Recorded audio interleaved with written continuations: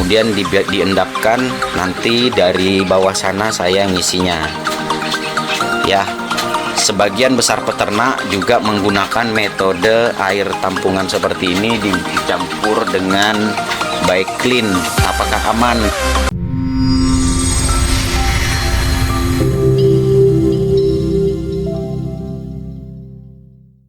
Assalamualaikum warahmatullahi wabarakatuh. Selamat pagi. Salam sejahtera ya bos. Kembali lagi bersama saya di sini di channel kita Bakal Peternak. Terima kasih buat sampean yang sudah klik video ini. Semoga berlanjut subscribe dan jangan lupa like dan share ke rekan peternak yang lain agar mereka juga tahu apa yang kita tahu. Oke. Baiklah bosku, kali ini saya akan membahas tentang perkara sepele tapi dalam jangka panjang bila terjadi secara berkelanjutan ini yang akan juga menyebabkan beberapa permasalahan. Untuk itu simak video ini sampai akhir.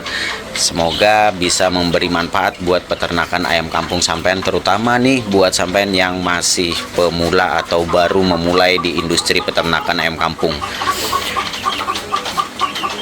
Oke, langsung saja bosku. Di sini saya akan membahas perihal air minum. Kenapa kok air minum? Perihalnya ini sebenarnya sepele aja, karena setiap peternak pasti, nih dia saya jamin 100% pasti menerapkan pemberian air minum itu hampir rata-rata. Kalau saya perhatikan masih sering menyepelekan hal ini. Nah, tetapi di sini saya hanya ingin mengingatkan bahwa penggunaan air minum tidak bisa kita lakukan sembarangan. Kenapa? Karena ini akan berkaitan secara jangka panjang dan berkelanjutan bos. Ini akan berpengaruh pada kelangsungan dari peternakan sampean. Jadi sebaiknya saran saya jangan pernah mengabaikan permasalahan sepele seperti ini. Poin-poin penting yang nantinya akan saya sebutkan ini yang akan berpengaruh bosku. Jadi terutama di poin yang terakhir ya. Oke, penggunaan air minum yang tepat ini yang pertama, air harus bersih, segar, dan bebas dari kotoran. Kalau seumpamanya sampean menggunakan air sumur, pam, atau air hujan yang ditampung dengan baik. Ini salah beberapa contoh saja air yang biasa aja digunakan ya. Kemudian tersedia setiap saat dalam wadah yang bersih dan stabil, tidak mudah tumpah-tumpah, atau lebih idealnya digantung. Dan ini salah satu alasan kenapa di kandang bakal peternak rata-rata itu pasti di luar bos. Karena yaitu tadi mencegah jangan sampai tumpah, kemudian nanti membasahi area lantai kandang, mudah sekali memicu amonia. Nah sekarang kita perlu tahu dulu bos, efek jangka panjang. Ini kan tadi sepele nih, tetapi akan mempunyai efek yang tidak bagus dalam jangka panjang. Satu, air kotor yang berbau ini bisa menyebabkan diare, dehidrasi, dan penurunan nafsu makan. Karena ayam itu akan malas minum ketika air itu sudah kotor dan berbau ya. Kemudian yang kedua, air berjamur atau berlendir. Ini efeknya akan mengakibatkan infeksi saluran pencernaan atau pertumbuhan jadi terhambat. Terjadinya banyak perkembangan bakteri jamur ya di dalam air minum. Yang ketiga, air tergenang atau tidak pernah diganti menjadi sarang bakteri E. coli dan salmonella, resikonya pasti kematian. Kemudian yang terakhir, wadah berkarat atau berlumut kotor. Ini juga bisa menyebabkan keracunan logam berat atau gangguan metabolisme pada ternak ayam kampung kita. Jadi bisa sampai lihat contoh wadah minum kita. Alasannya kenapa selalu harus dicuci, wajib dicuci, jangan sampai nanti berlumut. Kalau saya biasanya setelah saya maunya ini berlumut nih ya, sempat ditumbuhi lumut karena biasanya di sela-sela yang kecil-kecil itu yang tidak terjangkau sama gosokan, biasanya saya biarkan aja setelah dicuci bersih, kemudian lalu dijemur seperti itu. Dijemur di panas terik supaya jamur tersebut bisa kering kemudian terkelupas. Ya, ini cara yang saya lakukan. Dampak serius jika terjadi dalam jangka panjang. Pertama, produktivitas telur pasti menurun drastis ini buat para indukan. Jadi jangan tanya kenapa ayam saya macet bang bertelurnya, udah 2-3 bulan tidak bertelur. Kenapa bang indukan saya selalu bermasalah dengan penyakit? Kenapa bang indukan saya tampak pucat, nampak tidak lincah? Ya jangan tanya bos, salah satunya kemungkinan itu berasal dari hal sepele yang kita abaikan setiap hari. Kemudian yang kedua, ayam kurus dan mudah sakit. Jadi jangan tanya kenapa di peternakan bakal peternak ini, walaupun skalanya rumahan, populasinya nggak banyak, tapi alhamdulillah minim kematian. Ya, kematian umumnya terjadi di penetasan, biasanya itu terlahir cacat atau ya kebanyakan cacat sih ya, atau mungkin insiden di luar dari kemampuan saya. Contoh, kepalanya terjepit ya, seringkali terjepit di daerah sela-sela ini. Kemarin ada 1 ekor yang tergantung, jadi dia ngeluarin kepalanya tapi nggak bisa narik kembali kepalanya, akhirnya tergantung dan mati. Kemudian angka kematian tinggi terutama pada anak ayam. Jadi syarat mutlak supaya DOC sampean itu benar-benar minim kematian, anak-anak ayam ini tumbuh sehat dan normal.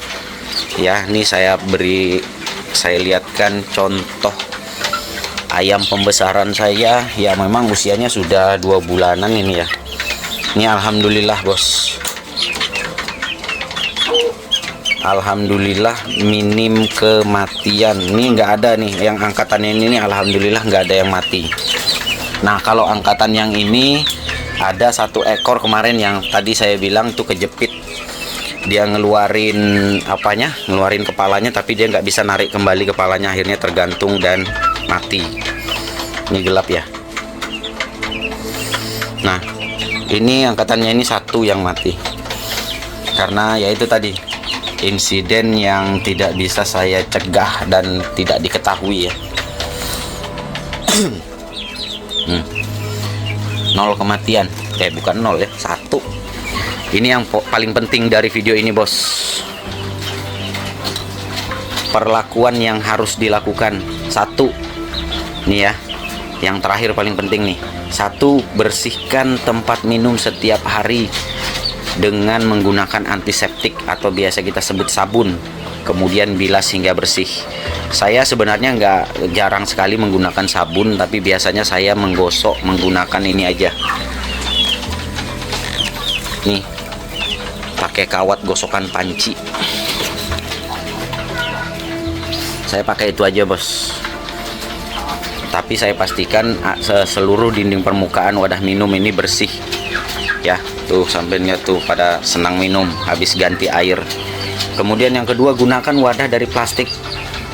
Nah ini ya, karena rata-rata sekarang bahan dari penggunaan wadah minum sekarang yang dijual-jual di poultry shop maupun penjual pakan ternak biasanya menjualnya terbuat dari plastik semua. Kemudian yang ketiga, letakkan tempat minum ya di tempat yang teduh kalau bisa ya. Jadi ada beberapa areal kandang tuh memang kadang terkena panas, ini juga cepat memicu lumut. Kemudian air tidak fresh atau dia panas karena terkena paparan sinar matahari langsung. Ini contoh seperti ini. Nah ini sebenarnya nggak dibenarkan, tapi karena sudah tidak ada wadah untuk menggantung, akhirnya ya, biarlah di sana. Kemudian yang di sana juga itu adalah beberapa contoh yang kadang di beberapa jam itu terpapar langsung sinar matahari. Tapi kalau bisa letakkan di tempat yang teduh seperti di sana itu bos, itu nggak pernah sama sekali terkena paparan sinar matahari langsung. Seperti yang di sana juga itu tidak terkena paparan sinar matahari secara langsung. Kemudian yang keempat, jika menggunakan air sungai atau sumur dangkal, rebus atau beri kaporit dosis sangat rendah 0,5 mg per liter lalu diamkan semalaman. Ini penting bosku, karena di dalam air itu kan banyak mengandung logam-logam berat yang apabila dikonsumsi ayam ini juga akan berefek kurang bagus ke depannya. Kemudian 1 seminggu sekali beri air rebusan daun pepaya atau larutan probiotik seperti EM4 untuk menjaga kesehatan usus. Dan ini yang sering dan sampai hari ini saya sudah bertahun-tahun melakukan ini, bos. Seminggu sekali ayam-ayam kita ini diberikan probiotik. Nah, karena saya maunya simple saja, maka saya menggunakan ini Nitrobacter TJ. Biasanya saya satu wadah ini saya berikan langsung di situ setengah tutup botol, atau pada saat saya mengganti air itu saya berikan setengah tutup botol dari Nitrobacter TJ. Tuh seperti di sana. Ya, saya berikan Nitrobacter TJ. Ini penting nih, bos.